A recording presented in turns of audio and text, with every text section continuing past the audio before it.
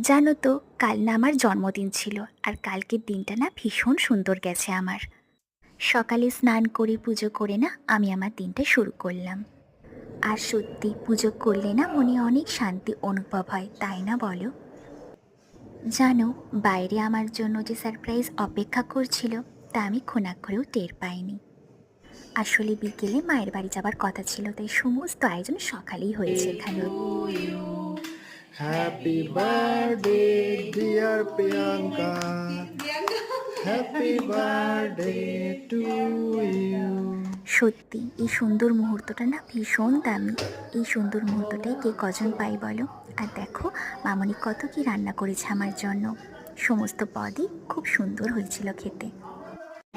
মায়ের বাড়িতে গিয়েও কেক কাটিং হলো। ভীষণ লাগছে যে দিনগুলো আবার কাটাচ্ছি আমি। দেখা হচ্ছে নেক্সট ভিডিওতে। Tata, by. Birthday to